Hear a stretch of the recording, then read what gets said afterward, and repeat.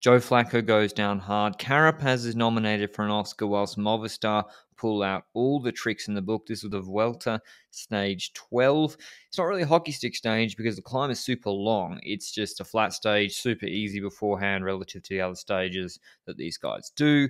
And then a 20-kilometer, 6.5% climb from sea level, new road surface. So that just means super, super fast climbing times expected, even though it's a little bit hot. Got Oliveira in the break, as well as Richard Carapaz, the Olympic champion for Ineos. Huge breakaway. UAE had Soler, Palance, Oliveira. Soler's been in really good shape this Vuelta. And Javon as well, speaking of people in good shape. 2 stage wins up north. How would he go in the heat? Kelderman there too. He's close-ish on GC, but probably one of the stage winners as well. But teammates in a break, 32 deep, are important. Vine had soldiers at his disposal, and Quickstep were pacing with Cavagna. They didn't care about this breakaway at all. They gave it like 10, 11 minutes. Battistella tried to get ahead with Lutsenko on the move, but UAE and Alpecin, that's why teammates are so important, just closed it down before even a pole slid out, similar to Alaphilippe yesterday. Just his front wheel goes, taking the corner too tight. That's a bit unnecessary, and he's remonstrating with the commissaire's car. You see here, he's saying, put the window down, and they do, and he tells them his mind, which, I don't know, I think he was complaining about the motorbike stopping and starting ahead of him, but he just undercut the corner too much. But his right hip looked a little bit banged up, so would this be the first mistake or a fatal mistake for Evenepoel with a big climb to come? Vine and Kelderman and Soler, how would they play it?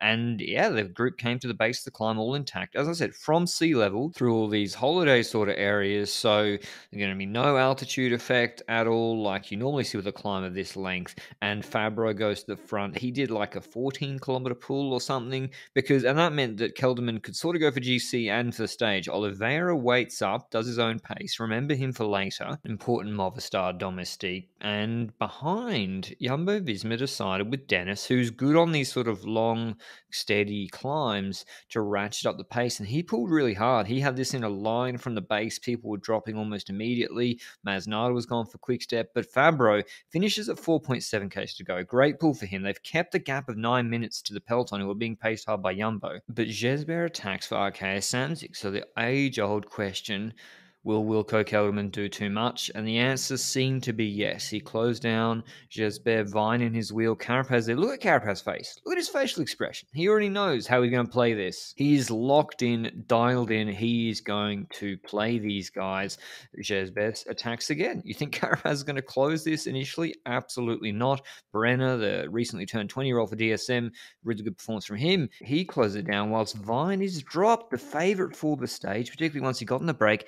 He's dropped. And so Kelderman is ahead, pushing on with Carapaz and Brenner in the wheel. So Vine, his chances over for the stage and the KOM points, and Kelderman does most of the work closing down Jesper. He goes past him again, Carapaz in the wheel, and Carapaz, every time Kelderman looks back, he knows to put on a face. He takes this corner wide. Perhaps he was taking a run up to attack Kelderman. And here you see, he's sort of gaining a bit of speed, but he gets caught with his hand in the cookie jar. So when Kelderman looks back, Carapaz puts on a sort of face and then bang. When Kelderman looks forward again, Carapaz attacks. He finessed on Ardennes or Portet last year. This is always how Carapaz rides climbs. He pretends he's weak, and then he hits them and his facial expression completely changes from what it was when Kelderman was looking back at him. And Kelderman will never close the gap of about 6 or 7 seconds. So Kelderman just a little bit too much work, and then Carapaz hit him at the right time and was able to hold the gap. I mean, if the climb had gone on for another 3Ks, maybe Kelderman claws him back, but Carapaz is probably not in his career shape, but perfect timing, perfect tactics, legs good enough. Carapaz gets the big win for himself and Ineos. But Kelderman moves up like 15 spots on GC, so he's about 6th in GC now, so not all is lost for him. Back in the GC group, these were 10 minutes behind, so we'll do them separately. Harper starts pulling for Jumbo. They're trying to see, have a little look. Is there something wrong with Evenepoel? Is he pedaling funny? Answer, not really. He looked pretty comfortable. Movistar went to the front with Verona, but then he wasn't pacing hard enough, so Harper went to the front again. Harper's looked in really good shape this year, and now that Harper and Dennis have been spent, Roglic has got no teammates, and Evenepoel's got 2. He's got Van Wilder and Vivaca, and they can dictate tempo for the time being to Evenepoel's liking. And that's exactly what he wants. He's in the red jersey by the best part of 3 minutes. But Movistar send Rojas to the front. He starts pacing. He puts it on in a line, paced really hard. Roglic was ahead of Evenepoel at this point with 3.5 Ks to go. But that's the break, not the GC group. Much more for the GC group. and suddenly Enric Mas attacks, and Roglic isn't there. So Mas attacks, looks back, sees Roglic isn't there. He's third on GC, 20 seconds behind Roglic. Evenepoel's 3 minutes ahead of him. He looks back again. You've got Lopez in the wheel who's 4 minutes behind him. And I don't know, just the bike hits a bump, but I feel like Mas kind of takes off his foot off the gas just a little bit here, just a little bit. And that's a fatal error for this plan because Roglic and Rodriguez are sprinting back to his wheel and his domestique, Oliveira, is a satellite rider up the road. The road is about to level off. Draft super important on this fast section. You saw when Van Aert was a satellite rider for Vingegaard on Altacam when it was the flatter section. That can just rip the gap right open when you have a rouleur pulling, but Roglic is already sprinting to close the gap. He knows this is a big danger, and the plan kind of fails because Roglic hits the back of the group just as that fast section starts. So he just needed to get to Oliveira's wheel a little bit quicker, and he's got Rodriguez now in the wheel, so he's like, well, I'm not going to tell Oliveira to just pace. Well, maybe he should have. He pulls off. Oliveira kind of seems confused too what Mas is doing because the other GC contenders, Evenepoel doesn't care if Oliveira goes up the road, so he just ignores it, doesn't close the wheel, and Mas uses him as a springboard to attack, and now Mas, instead of taking the advantage, is having to close attacks himself. So kind of backfired, just not great execution from Mas. I think Oliveira was in a good spot. Ayuso, who had been dropped, comes out of nowhere, you see here in the white jersey, and comes back to the group. He rode a really strong last third of the climb, and then Gegenhardt goes to the front. For Carlos Rodriguez, this is near where he's from, I believe, down south in Spain, and he attacks.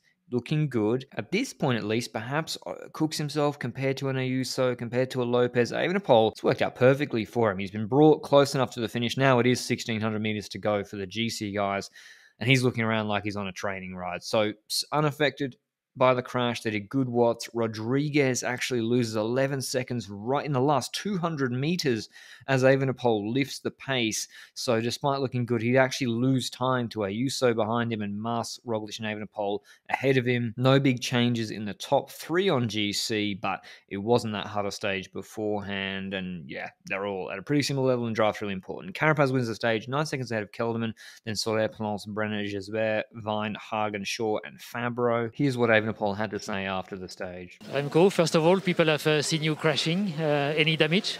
Yeah, just my leg, but it's fine. I think my bike is much worse than myself. So it was a super slippery corner. I think the motorbikes were like slipping as well and slowing down. So that's why I actually wanted to cut the corner, but it was a bit too much. So in terms of GC, pretty much the same for the top three.